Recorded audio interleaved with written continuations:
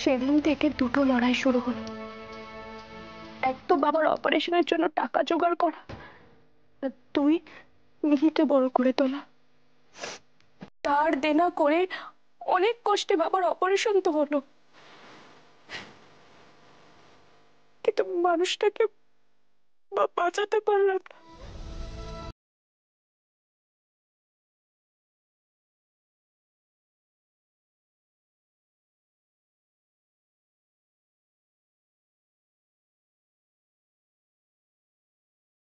করারও সময় পাইনি, কারণ আমাকে আর মিহিকে নিয়ে পাড়ায় তখন ঢিঢি পড়ে গেল। ওইটুকু একটা বাচ্চার জন্য কোথাও কোনো জায়গা নেই, চারিদিকে শুধু কুৎসা আর কুৎসা। আমার মা দিদি আমাকে কেউ সাপোর্ট করলো না। তখনই আমি বুঝেছি, মা যখন হয়েছি, বাচ্চা মেয়েটার সাথে যখন মায়ার জালে একবার জড়িয়ে পড়েছি, একা হয়েও ওকে সুরক্ষা দেওয়ার দায়িত্ব, ভালোবেসে বড় করে তোলার দায়িত্ব আমার আমার একার। তারপর একদিন বাধ্য হয়ে দুর্গাপুর ছেড়ে কলকাতায় চলে এলাম। সেদিনই ঠিক হয়ে গেল, মিহি আমার জন্য আর আমি মিহির জন্য। নিজেকে বাঁচতে হবে, আমার মেয়েকে বাঁচাতে হবে। সেদিন থেকে আমার একা মায়ের লড়াই শুরু।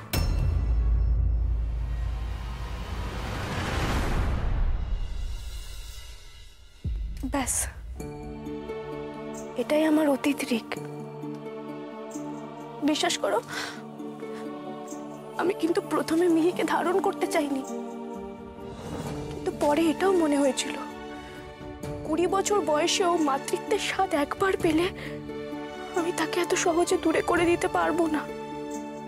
জীবনের সব থেকে কঠিন সিদ্ধান্ত তখন কি ছিল জানো? বাবার মেয়ে হয়ে আমি দায়িত্ব নেব, নাকি নিজের কেরিয়ার সামলাবো, নাকি মিহিকে প্রাধান্য দেব। কেউ আমার সাথে ছিল না ওই সময়, কেউ ছিল না। তবে তবে বাবা চলে গিয়ে আমার কাজটা অনেক সহজ করে দিয়েছিল।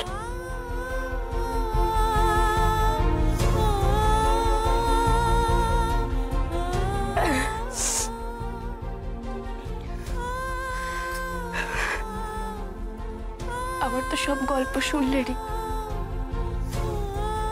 আমাকে খুব খারাপ মেয়ে বলে মনে হয়। যতই বলি না কেন, টাকার জন্যই তো নিজের গর্ব ভাড়া দিয়েছিলাম। খুব হীন কাজ করে ফেলেছি, তাই না রিক? খুব খারাপ মেয়ে আমি। আমি ভালো মা, ভালো বউ হওয়ার যোগ্য নই, তাই না? খুব খারাপ, খুব খারাপ। তোমাকে আমি একটা কথা বলবো মধুবন, আমি যে তোমাকে পছন্দ করেছি, ভালোবেসেছি, সম্মানের আসনে বসিয়েছি, তার অনেকটা জুড়েই কিন্তু তোমার এই মাতৃত্ববোধ রয়েছে।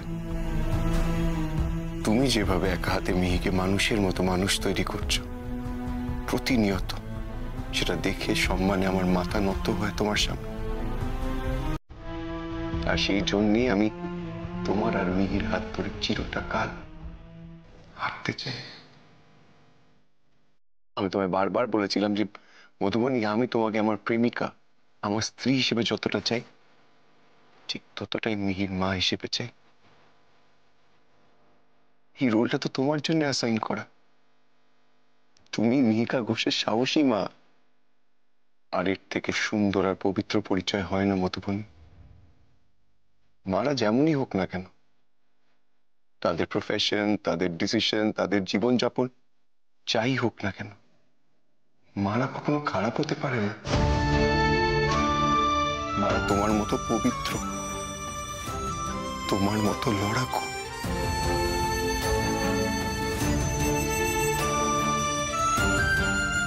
মধুবনী, আমার মা তোমার মতো এক ছিল।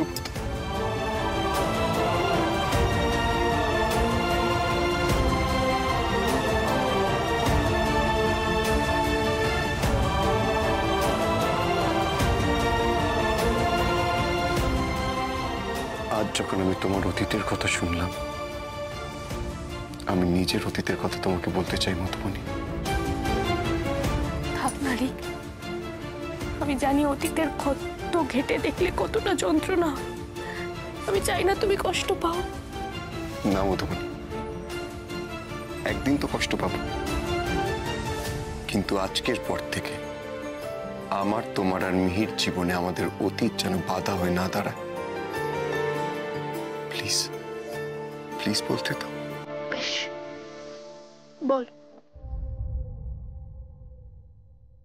মধুবনী, তুমি তো জানো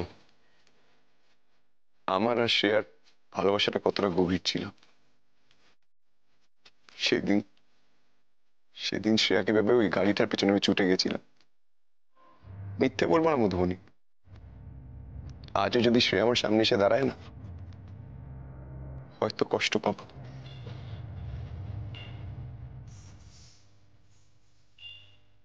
তবে একটা কথা আমি বলবো মধুবনী,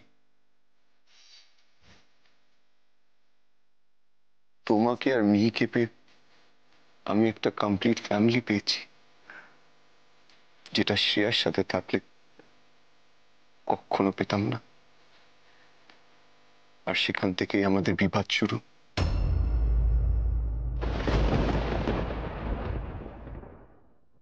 আর 5টা হ্যাপি কাপলের মতো আমরা আমাদের ভবিষ্যৎ নিয়ে স্বপ্ন দেখতাম, প্ল্যানিং করতাম। আমিও চেয়েছিলাম বিয়ে করে আমি বাবা হব, কিন্তু শ্রেয়ার মনে সবে ছিল না। ইনফ্যাক্ট ও কোনোদিন মা হতেই চাইনি। মা হলে নাকি ওর ক্যারিয়ার খারাপ হয়ে যাবে, ওর শারীরিক সৌন্দর্য নষ্ট হয়ে যাবে, বলতে গেলে ওর গোটা জীবনটাই নাকি নষ্ট হয়ে যাবে। রিক, এই ভাবনাটা প্রত্যেকটা মেয়েরই একবার না একবার আসে। আমিও তো প্রথমে মা হতে চাইনি। হ্যাঁ, আমি চেয়েছিলাম আমার একটা সুন্দর সংসার হোক, একটা ভালো বিয়ে হোক, তারপর আমি মা হব। এক্স্যাক্টলি, তোমার সাথে শ্রেয়ার তুলনা হয় না মধুবনী। তোমার না করার জন্য একটা কারণ ছিল, একটা ডেফিনেট রিজন ছিল, কিন্তু তা সত্ত্বেও তুমি এই মাতৃত্বর বন্ধনে নিজেকে জড়িয়ে ফেললে। নিজের সন্তানকে সমাজে প্রতিষ্ঠা করার জন্য নিজের সবকিছু স্যাক্রিফাইস করলে। নিজের বাড়ি ঘর, বাবা মা, সুখ, ক্যারিয়ার, এমনকি নিজের নাচ পর্যন্ত।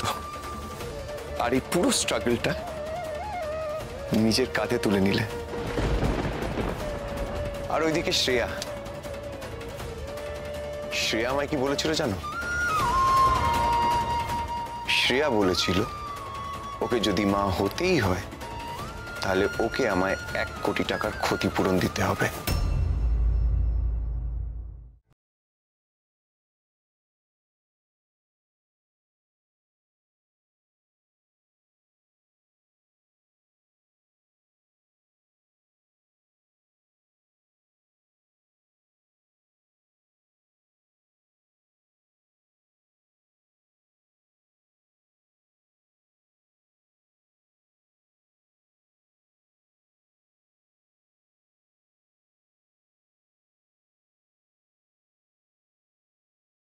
এই শ্রদ্ধা কখনো আমি শ্রেয়াকে করে উঠতে পারিনি।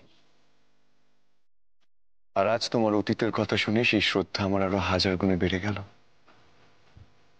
শুনেছি রেসপেক্ট না করলে নাকি ভালোবাসা যায় না। আর আমি আগে তোমায় রেসপেক্ট করি, তারপর ভালোবাসি।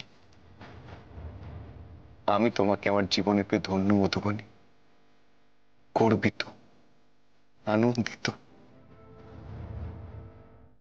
আর আমি সত্যিই জানি না আর কোনো শব্দের ব্যবহার করলে আমার ভেতরে থাকা ভালোবাসাটা প্রকাশ করতে পারবো কিনা। তবে একটা কথা বলতে পারি, তুমি আর মিহি আমার জীবনটাকে ভরিয়ে তুলেছ। আমি যেন সারা জীবন তোমাদের এভাবে আগলে রাখতে পারি। এর থেকে বেশি আমার আর কিচ্ছু চাওয়ার নেই, কিচ্ছু না।